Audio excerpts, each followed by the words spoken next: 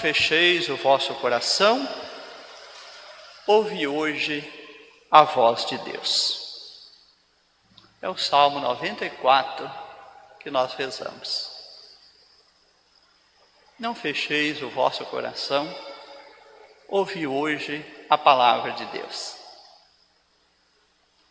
A voz de Deus nos é hoje dada pela palavra proclamada. Sabemos que Deus nos comunica de maneiras diversas. Uma das maneiras oficiais é a palavra, no Antigo e no Novo Testamento. Mas podemos também ler a voz de Deus nos sinais dos tempos. Quando na sociedade, entre nós, vão acontecendo coisas que servem de advertência para o nosso comportamento, como estamos agora no tempo de pandemia.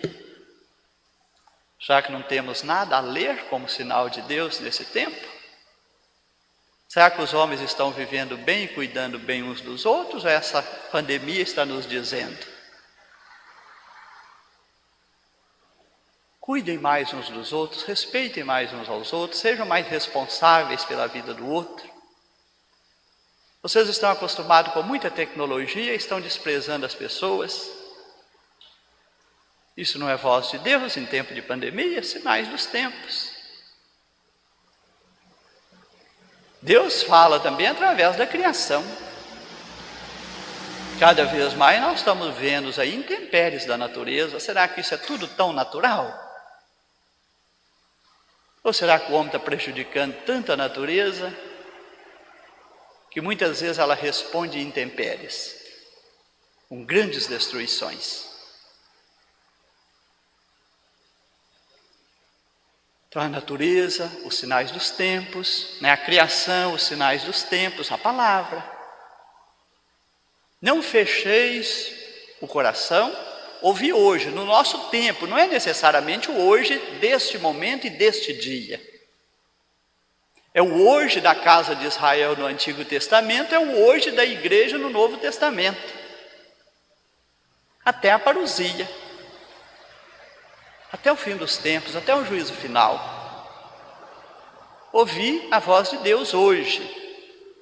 A carta aos Hebreus diz que nós devemos buscar a nossa conversão enquanto se puder dizer hoje. Enquanto estivermos no curso da vida terrena. Porque quando entrarmos na plenitude, quando cessar a ordem temporal, que é o curso da vida terrena, aí já não dá para mudar as coisas. Como no domingo passado, hoje cada um dará conta a Deus da sua vida. Porque o hoje foi encerrado. Ouve hoje a voz de Deus. Estamos dando abertura ao mês da Bíblia. Desde 1971, no pós-concílio, quando nós tivemos uma Constituição Conciliar, se ainda não leram esse documento tão precioso, seria importante lê-lo. A Dei Verbo. Até o concílio, as pessoas tinham muito pouco acesso à Bíblia, até a década de 60. Durante a realização do concílio, muita gente acha que o concílio só interferiu na liturgia. Não, tem sobre a igreja dialogando com a sociedade, tem sobre a igreja e a palavra de Deus, a igreja e a liturgia. Muita gente não conhece o concílio e fica falando aí um tanto de coisa sem sentido. Nunca leu os documentos conciliares. As constituições dogmáticas, as constituições pastorais, os decretos, cada um dos seus documentos. Um dos documentos conciliares é a Dei Verbo, a palavra de Deus. Você pode adquirir. Eu fui aqui numa livraria católica, vi que lá tem o compêndio do Concílio Vaticano II. Coisa preciosa, e às vezes muita gente não conhece. Compêndio do Concílio Vaticano II. É o agrupamento de todos os documentos gerados no concílio. Dentro desse documento maior, você tem um documento sobre a palavra de Deus, chamado Dei Verbo, que chama a igreja a criar mais intimidade com a palavra de Deus. colocar a palavra de Deus na mão dos fiéis. Tornar a palavra de Deus o principal livro de oração das famílias e da comunidade de fé. Tudo lá. O Papa Francisco é um Papa do Concílio Vaticano II, que muito fala e quer promover o concílio. Só que muita gente não conhece o concílio, então também não conhece o Papa. Tem gente assim dentro da igreja às vezes. Nunca leu os documentos do concílio e não entende o que o Papa está falando. Porque o Papa está falando da atualidade da igreja a partir do concílio.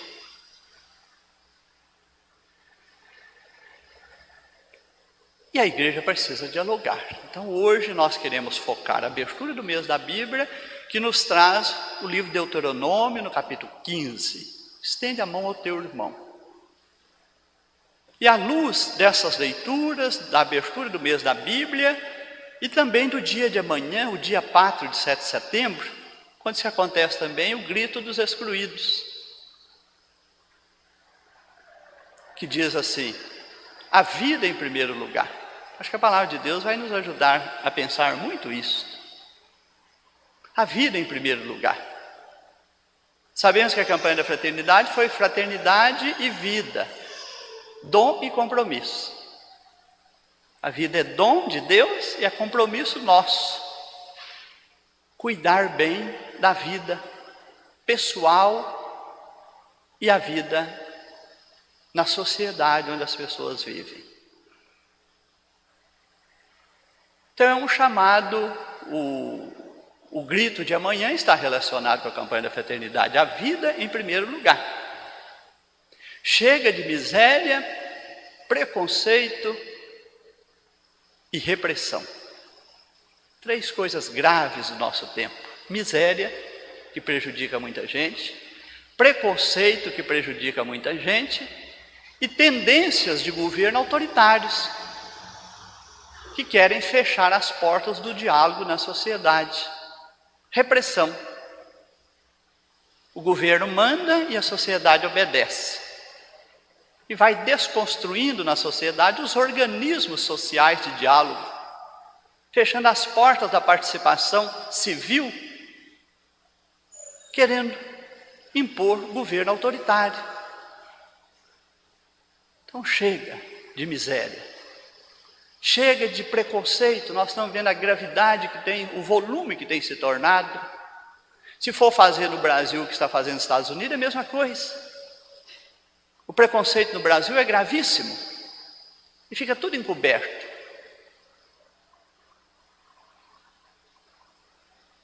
Raciais e culturais. Precisamos caminhar muito nesse sentido. Então chega também de repressão. Miséria prejudica pessoas, preconceito prejudica pessoas, repressão fecha as portas do diálogo, permite governos autoritários. Tudo isso está em questão nesses dias. Palavra de Deus, grito dos excluídos. Como lidar com essas realidades? A palavra de Deus ilumina ou não ilumina essas coisas? Com certeza ilumina, e vamos entrar nesse caminho da palavra. Vamos começar a reflexão pela parte final do Evangelho. Onde 2 ou 3 estiverem reunidos em meu nome, eu estou aí no meio deles. Gostaria, no primeiro lugar, de dizer que é muito diferente reunir usando o nome de Cristo e reunir em nome de Cristo. Às vezes até nós, a nossa própria igreja, corre o risco de reunir usando o nome de Cristo e não em nome dele. E não faltam aí barulhos religiosos de muitas formas que usam o nome de Cristo para tudo. Mas não significa que esteja ali em nome de Cristo. A palavra de Deus não está dizendo: se reunirem usando o meu nome, eu estarei entre vocês. Não é isso que a palavra de Deus está dizendo. Não nos chama a reunir usando o nome de Jesus sem compromisso com a sua palavra ou com a sua graça. corremos um sério risco aqui de reunirmos usando o nome de Jesus e não verdadeiramente no nome dele, na comunhão com ele, na intimidade com ele, na graça dele, acolhendo a palavra dele, para sermos verdadeiros discípulos. E aí vem a função da religião. Há poucos dias Jesus deu a Pedro: tu és Pedro, sobre essa pedra edificarei minha igreja, o que ligar na terra será ligado no céu, o que desligar na terra será desligado no céu. Hoje volta, de novo eu vos digo, em verdade eu vos digo, tudo que ligares na terra será ligado nos céus, e tudo que desligares na terra será desligado no céu. Para que serve a religião? Religar é ligar o homem com Deus. Cristo levou a religião à plenitude, porque ele rompeu o pecado que cria uma barreira entre Deus e o homem. Sobre esta pedra edificarei a minha igreja. Edificou esta igreja, que tem a missão de levar adiante a redenção que ele realizou. Nos ajudar, na graça dele, viver unidos a Deus, ligados a Deus. O que nos desliga de Deus? O pecado. O que a religião deve fazer? Ajudar as pessoas a se unir mais a Deus e não deixar que o pecado desligue as pessoas de Deus. A religião tem que ajudar a fazer isso. Primeiro, o que a primeira leitura falou para o profeta, que hoje é a missão da igreja? Vou colocar-te como sentinela, como vigia da minha casa. Se o ímpio estiver no pecado, advirta. Se você não advertir aquele que está no pecado, se ele continuar desligado, eu vou cobrar de você, porque você não cumpriu a sua missão de profeta. Se você vê o ímpio no pecado, disser a ele e ele não quiser mudar, ele vai morrer, mas a culpa não é sua, porque você fez sua parte. Então o que a religião tem que fazer? O que os sacerdotes, os catequistas devem fazer? Fazer uma leitura dentro e fora da igreja sobre o pecado. E dizer para as pessoas se elas estão praticando a vontade de Deus ou se elas estão no pecado. Porque a igreja, como profeta no Antigo Testamento, é a sentinela. É a vigia da casa de Israel, chamando as pessoas a viver na graça de Deus e não no pecado. O que Paulo diz aqui agora, então, para balizar os nossos relacionamentos, para nos orientar na vivência?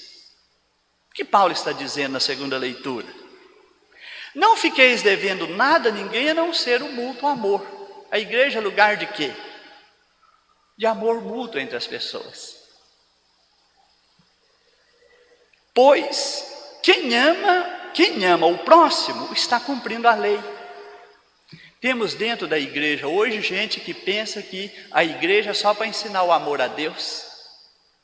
Quando você começa a falar do amor ao próximo, ela fala que você está falando de questões sociais. Que acha que a religião é só para falar do amor de Deus e não do amor ao próximo. Quem conhece os mandamentos?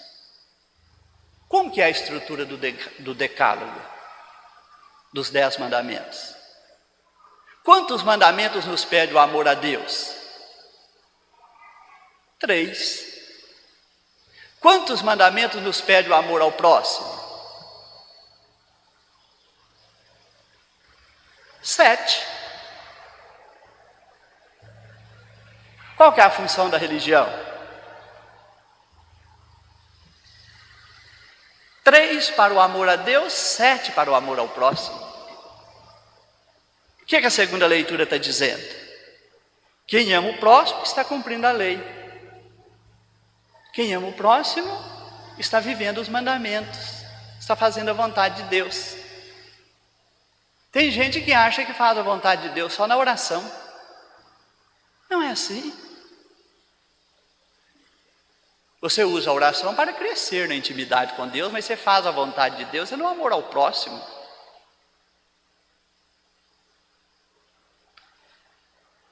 fato, olha, quem ama o próximo está cumprindo a lei. Se você ama o próximo, não precisará de preocupar com o quê? Você não vai cometer adultério, se você ama o próximo.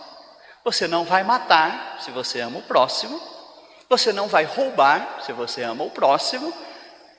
Se você ama o próximo, você não vai cobiçar. E todos os outros mandamentos da mesma forma. E como que o apóstolo continua?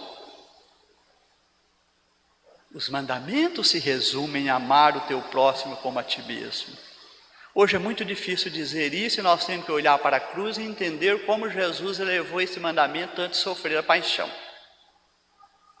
Jesus elevou esse mandamento. Porque hoje nós temos gente tão egoísta, que é tão egoísta, que só pensa em si, como que ela vai ter medida do amor ao próximo? Egoísta e individualista não pensa no próximo, não. E não sabe, às vezes, não consegue nem o amor a si próprio, de tão egoísta e individualista que é. Então Jesus elevou esse mandamento dizendo, como eu vos amei. E aí nós entendemos como Jesus nos amou, entregando-se por nós na cruz. Tendo amado os seus, amou-os até o fim. Não foi assim que ele foi sofrer a paixão? Tendo amado os seus, amou-os. Aí está a medida da vida cristã. Até onde você ama seu irmão? Até o fim? Até dar a vida por ele como Cristo ensinou? Ou eu sou cristão individualista, egoísta, que só penso em mim mesmo? E pouco me importo com as dificuldades que estão à minha volta. Então, nesse 7 de setembro queremos terra, teto, trabalho e participação. Porque eu tenho trabalho, eu não preciso preocupar com quem está desempregado. Porque eu tenho casa, eu não preciso preocupar com quem não tem onde morar. Porque eu tenho terra, aqui significa também uma outra frente para trabalhar. Papa Francisco deu esse apelo, que o camponês tenha terra para ele trabalhar e buscar sustento da sua casa. Que haja emprego para todos, que haja moradia para todos, para termos uma sociedade melhor. Então nós temos que pensar isso. Isso faz parte do amor ao próximo, senão eu sou egoísta. Eu estou empregado, estou em casa, não tenho que me preocupar com nada disso, eu olho a sociedade de longe. Pouco me importa quem está vivendo exclusão. O mês da Bíblia, Deuteronômio, estende a mão para o teu irmão. Esse livro ele tem a característica de ajudar na casa de Israel a fazer a vontade de Deus. É para orientar o amor a Deus e ao próximo, o livro Deuteronômio. E como que é representadas as questões sociais lá na casa de Israel no Deuteronômio? Cuida da viúva, do órfão e do estrangeiro. Quem representava naquele tempo os mais abandonados da sociedade? Que a casa de Israel precisava cuidar. A viúva, o órfão e o estrangeiro. Dizem, casa de Israel, não deixe isso no abandono. Hoje a palavra diz, igreja, não feche os olhos para a sociedade, onde as pessoas sofrem exclusão e abandono. É responsabilidade do amor ao próximo. O amor não faz nenhum mal contra o teu próximo. Ai que beleza. Santo Agostinho mais tarde diz, ame e faz o que quiseres. Se você põe o amor antes das suas palavras e das suas ações, você não vai prejudicar ninguém. O amor não faz o mal contra o próximo. O cristão tem que dizer isso todos os dias. Eu estou agindo com amor? Eu estou falando com amor? Aí nós voltamos para o Evangelho, para a correção fraterna. O que o Evangelho está dizendo hoje? Não fale mal do seu irmão por aí, não. As pessoas usam a expressão, meteu a língua. Falou mal à vontade. É isso que o Evangelho nos ensina como cristãos? A meter a língua, a falar à vontade? Falar mal do outro à vontade? Não é isso. O que o Evangelho nos ensina? É o caminho do amor fraterno, da correção fraterna.